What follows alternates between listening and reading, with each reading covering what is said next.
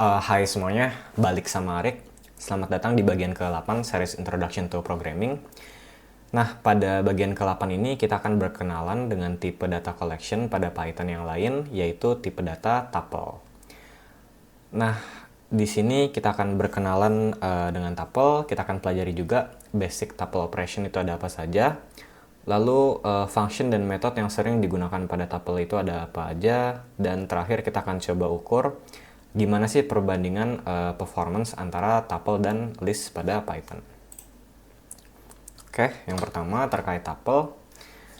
Jadi tuple itu adalah struktur data yang dapat menyimpan berbagai tipe data dalam satu koleksi dengan indeks yang terurut.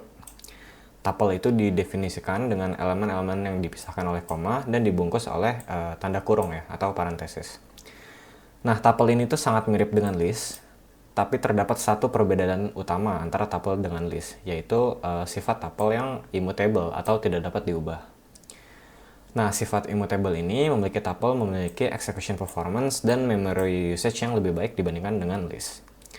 Tuple itu cocok digunakan untuk menyimpan data jika urutan dari data tersebut itu penting dan collection itu bersifat tidak dapat diubah. Nah, biasanya use case-nya tuple ini tuh cocok digunakan untuk menyimpan nilai konstan. Misalnya itu seperti koordinat, RGB color, dan app settings. Nah, ini adalah salah satu bentuk contoh dari tuple. Di sini ada variabel T. Teman-teman bisa perhatiin sifat-sifat dari tuple sebelumnya itu sebenarnya mirip banget ya dengan list. Dia sifatnya terurut, setiap elemen dapat indeks juga, indeksnya dimulai dari 0. Dia bisa contain banyak tipe data dan dia bisa allow duplicate data juga. Tapi salah satu sifat perbedaannya antara tuple dengan list yaitu tuple itu bersifat immutable dan kita tidak dapat memodifikasi elemen pada tuple ya. Jadi sekali di declare itu tidak bisa diubah elemen yang ada di dalamnya. Ini contoh dari tuple ya, bisa kalian perhatiin ini tipe datanya macam-macam. Dia nyimpan integer, string, ada float, bahkan dia bisa nyimpan list juga ya di sini dalam tuple gitu. Jadi dia bisa contain banyak tipe data. Oke. Di sini kita coba kenalan dengan basic operation pada tuple. Nanti kita coba create atau initialize tuple. Kita akses tuple elemen. Kita coba iterate tuple elemennya. Kita coba tuple slicing dan kita coba convert dari list ke tuple. Oke, di sini aku udah siapin code-nya. Dan bisa teman-teman lihat di sini. Aku bikin tuple baru bernama mytuple yang isinya itu 1, 2, 3, 4, dan 5. Kita coba run dulu programnya. Oke, kurang lebih tuple kalau di print hasilnya jadi seperti ini ya. Oke. Nah, nextnya ini kita coba demonstrasiin juga sifat immutable dari tuple. Sebelumnya kalau teman-teman ingat, kalau kalian melakukan hal seperti ini pada list, itu artinya kita akan mengubah elemen pertama atau elemen dengan indeks ke 0 nih menjadi 4 gitu ya. Kalau pada list nanti hasilnya bisa berubah jadi 4, 2, 3, 4, 5. Tapi kita coba apply ini ke tuple yang sifatnya immutable ya. Kita coba run programnya. Nah, di sini kita akan mendapatkan type error dengan keterangan tuple object doesn't support item assignment. Jadi di sini Python ngasih tahu ke kita kalau seandainya tuple itu tidak bisa di reassign atau sifat dia dari tuple itu bersifat immutable gitu ya. Jadi kita tidak bisa reassign elemen dari tuple. Nah, selanjutnya ini kita coba akses elemen tuple dengan menggunakan index. Untuk indexingnya itu sama kayak list ya, dia ada indeks positif dan ada indeks negatif. Untuk positif itu dimulai dari 0 dari depan. Dan indeks negatif itu dimulai dari -1, dihitung dari elemen terakhir ya, sampai elemen ke depan gitu. Di sini kita coba aja ya print elemen-elemennya.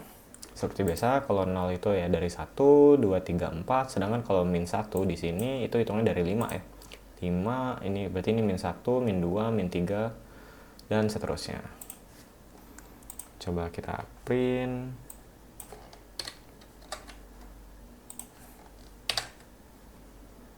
Oke, hasilnya kurang lebih seperti ini ya.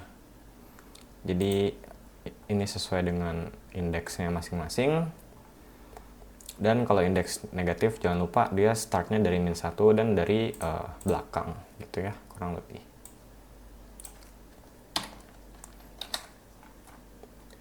Nextnya kita coba iterasi elemen pada tuple. Untuk iterasi elemen kita bisa menggunakan for loop ya. Di sini teman-teman tinggal bikin suatu iterator variabel, bebas mau namanya apa. Cuma kebetulan di sini aku namain elemen dan kalian langsung iterate collection ya. Jadi for bla bla bla variable in my tuple gitu. Coba kita print aja hasilnya. Kurang lebih seperti ini. Jadi dia berhasil print satu persatu elemen dari tuple gitu ya. Kalian juga bisa nih kalau misalkan iseng kan elemen plus berapa, plus 10. Jadi nanti hasilnya kayak gini. Kalian bisa modifikasi lah setiap elemennya dari iterasi ini. Terus nextnya itu ada istilah tuple slicing. Nah ini mirip kayak string slicing ya, kalau kalian masih ingat. Kita bisa mengambil subset ya dari tuple dengan indeks tuple tersebut. Di sini itu adalah indeks startnya dan di sini adalah indeks akhirnya ya. Untuk indeks start itu sifatnya dia inklusif, sama kayak slicing pada string ya. Dan untuk indeks yang terakhir itu sifatnya eksklusif. Inklusif itu artinya indeksnya itu akan ikut gitu ya sebagai bagian dari slicing yang baru.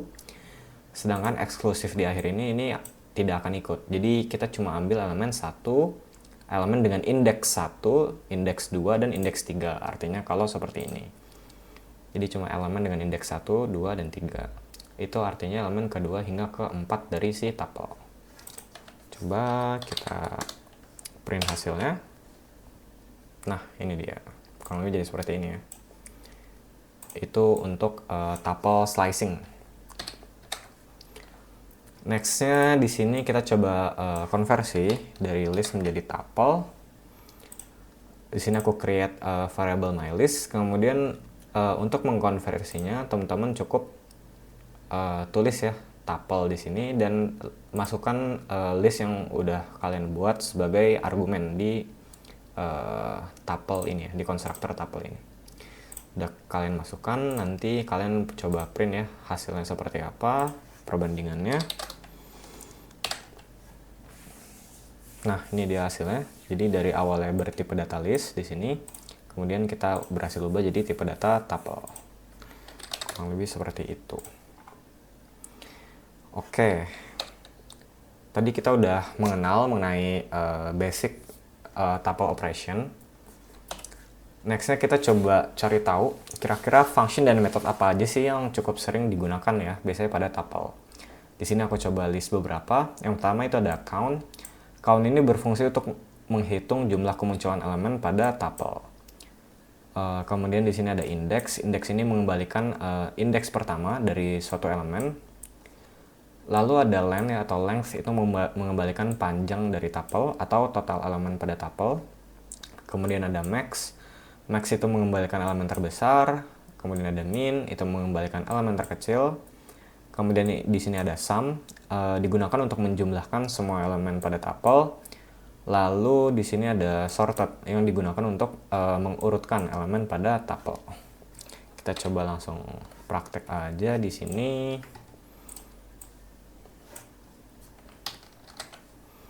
Aku udah siapin beberapa fungsinya. Mungkin dari method dulu kali ya, ke function. Nah, di sini kita punya tuple namanya mytuple2 dan kurang lebih seperti ini elemennya ya. Metode yang pertama itu namanya count. Count itu berfungsi untuk menghitung kemunculan elemen pada suatu tuple ya. Di sini elemen yang mau kita hitung kemunculannya itu adalah 1. Dan harusnya hasil dari count ini itu adalah 3 ya. Karena di sini satunya muncul 3 kali kalau teman-teman perhatiin. Lalu berikutnya itu adalah indeks. Indeks ini dia memunculkan indeks pertama dari elemen yang akan kita cari di sini. Nah, 3 itu muncul pertamanya ada di indeks ke 012, ada di indeks 2. Jadi harusnya nilainya adalah 2. Kita coba run. Nah, ini dia. Di indeks 2, dia jumlah kemunculan 1 ada 3. Nah, what if indeks ini ada banyak gitu ya elemennya ya. Misalkan kita tulis 1 gitu ya. 1 kan ada 1, 2, 3. Dia pasti mengembalikan indeks yang pertama, yaitu nilainya adalah 0 harusnya ya. Kita coba. Nah, di sini dia nilainya adalah 0. Jadi dia cuma balikin yang pertama aja sih. Yang berikutnya itu di skip. Oke, nextnya ini adalah built-in functionnya yang tadi udah kita coba lihat di slide. Pertama itu ada len, dia menghitung panjang dari tuple. Di sini banyaknya elemen pada tuple ya, maksudnya panjang tuple itu 1, 2, 3, 4, 5, 6, 7, ada 7 harusnya. Kemudian max ngambil elemen terbesar, ada min, ada sum, dan ada sorted. Max itu berarti harusnya 4, min itu 1, sum itu ngejumlahin semua, dan sorted mengurutkan si tuple-nya. Di sini teman-teman perhatiin bedanya metode dan fungsi built-in ya. Kalau metode, dia itu melekat ke si objeknya. Jadi di sini kita tulis mytuple2.count gitu ya, baru masuk. Sedangkan kalau function built-in itu si mytuple2-nya berada di argumennya, di dalamnya gitu. Mungkin buat teman-teman yang baru kenal bedanya method sama function itu seperti itu. Oke, lanjut. Di sini coba kita print hasilnya. Nah, ini adalah hasilnya. Panjang tuple 7, elemen terbesar 4, terkecil 1. Kalau di total semua jadi 14, dan hasil dari tuple terurutnya kurang lebih menjadi seperti ini ya. Gitu. Oke.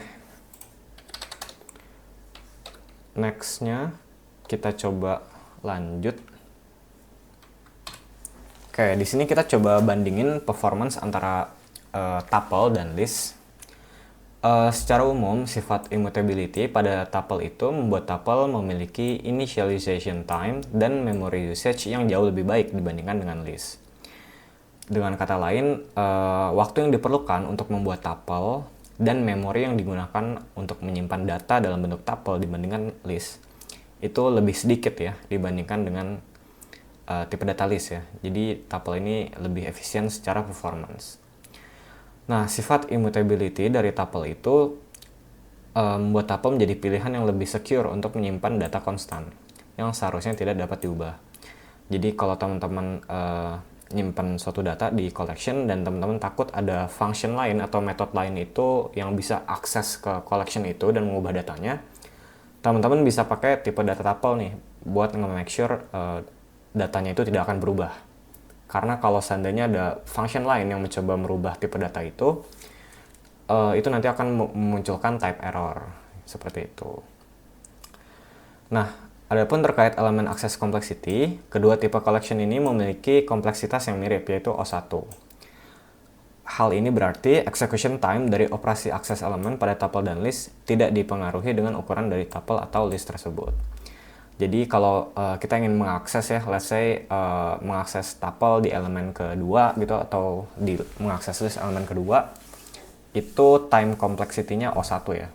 O1 ini adalah big O notation, mungkin nanti akan kujelaskan lebih lengkap di series programming lain ya. Jadi simpelnya O1 ini sifatnya konstan, jadi execution time untuk menjalankan statementnya itu tidak dipengaruhi oleh input ya, atau ukuran dari tuple list tersebut gitu. Nah, di sini coba kita buktiin aja pakai code terkait performance-nya. Aku udah siapin beberapa metrik ya untuk mengukur performance antara tuple dengan list. Di sini aku pakai library timeit dan sys ya untuk menghitung. Jadi kalau teman-teman lihat di awal tadi itu kan ada import timeit dan sys, ini dipakai untuk mengukur performance antara tuple dengan list. Pertama kita coba bandingkan initialization time dan elemen access complexity dari tuple dan list. Untuk initialize time ini kita menggunakan library timeit. Mungkin di sini sambil aku coba jalanin ya. dan aku jelasin juga sedikit terkait code-nya karena ini mungkin agak butuh waktu untuk jalaninnya. Di sini timeIt.typeIt itu akan mengembalikan lama waktu yang digunakan untuk mengeksekusi kode program tertentu. Argumen yang pertama, statement itu adalah kode program yang dijalankan. Pada baris 54 ini kode program yang dijalankan yaitu membuat list dengan 5 elemen seperti ini. Dan argumen number yang ada di sini itu adalah berapa kali perulangan yang digunakan untuk menjalankan si argumen statement. Jadi di sini kita create list dan kita ulang si statement sejumlah number. Numbernya itu di sini aku set sekitar 1 miliar ya. Jadi untuk baris 54 dan baris 55 itu artinya adalah dia akan mengembalikan lama waktu yang diperlukan untuk membuat list dengan 5 anggota dan membuat tuple dengan 5 elemen ya. Sama membuat 1 miliar tuple dengan 5 elemen gitu. Kemudian untuk elemen access complexity ini kurang lebih arti code-nya juga mirip ya. Cuma di sini kalau teman-teman perhatiin ini ada parameter setup. Setup ini akan dijalankan sebelum si statement itu dijalankan, dan setup ini tidak akan dihitung oleh waktu si timeIt ya. Jadi awal-awal itu sudah ada setupnya, dia variable A gitu ya yang isinya list seperti ini. Kemudian pada statement itu hanya dijalankan comment untuk mengakses elemennya ya. Di sini akses elemen dengan indeks 3 gitu ya, yaitu akses 4. Kurang lebih seperti itu. Di sini printnya lupa aku uncomment ya, jadi nggak kejalan. Nanti aku run lagi aja. Di sini kalau teman-teman perhatiin ya, kita benchmark antara pembuatan list dan pembuatan tuple. Untuk membuat 1 miliar list, itu Python memerlukan waktu sekitar 43,9 detik ya. Sekitar 44 detik ya. Sementara itu untuk membuat 1 miliar tuple, itu Python memerlukan waktu 9,19 detik. Atau sekitar 9,2 detik ya. Bisa teman-teman perhatiin di sini, waktu yang diperlukan untuk nge-create list itu 4 kali lipat lebih lama ya, untuk angka 1 miliar ya, dibandingkan tuple. Jadi di sini pemilihan tipe data itu cukup penting untuk memastikan nanti aplikasi kalian itu memiliki performance yang sesuai. Karena di sini kerasa bedanya gitu ya, lumayan ya. Coba kita komen dulu. Nah, sekarang kita cek gimana sih complexity-nya. Kalau di slide tadi itu secara teori harusnya 11-12 ya antara list dan tuple. Karena complexity-nya sama-sama O1. Kita coba aja jalanin. Kira-kira dapat berapa detik untuk akses 1 miliar tuple dan 1 miliar list.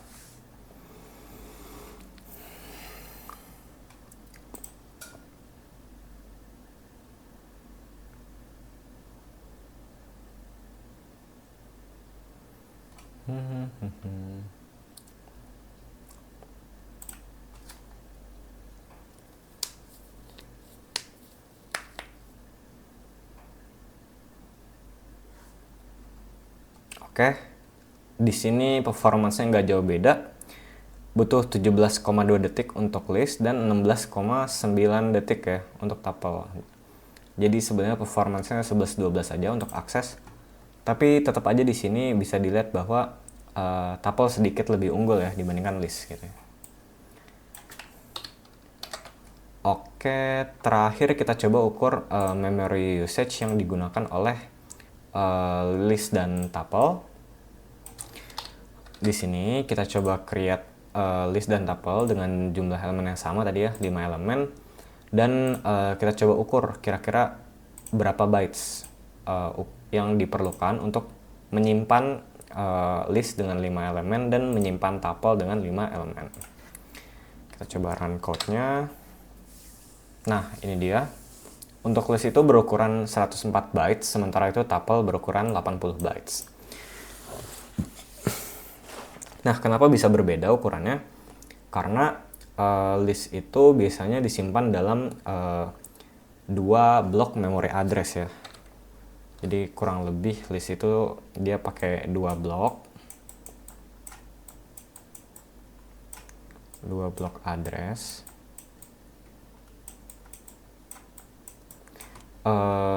blok yang pertama itu buat nyimpen list originalnya, dan blok yang kedua itu dipakai kalau kita ingin memodifikasi elemen dari list. Jadi dia nyimpen kayak semacam overhead memory gitu ya untuk modifikasi elemennya. Sementara itu tuple itu cuma pakai satu blok address. Satu blok address karena sifatnya dia yang immutable. Jadi karena satu blok address, dia cukup disimpan di satu tempat aja gitu ya, dan nggak perlu overhead memory tambahan untuk modifikasi si elemen. Makanya itu yang bikin si tuple ini lebih hemat memori ya. Oke, mungkin sekian dari aku untuk pembahasannya terkait tuple pada Python. Kalau kalian suka videonya, kalian boleh bantu banget share, like, komen, dan subscribe video ini. Kalau ada yang masih tidak kalian mengerti, boleh kalian tanyain juga di komen. Dan kalau ada yang menurut kalian kurang tepat, boleh juga kalian bahas dan diskusiin di komen. Mungkin dari aku itu dulu. Thank you banget udah nonton videonya sampai akhir. Thank you buat supportnya juga. Dan semangat belajarnya.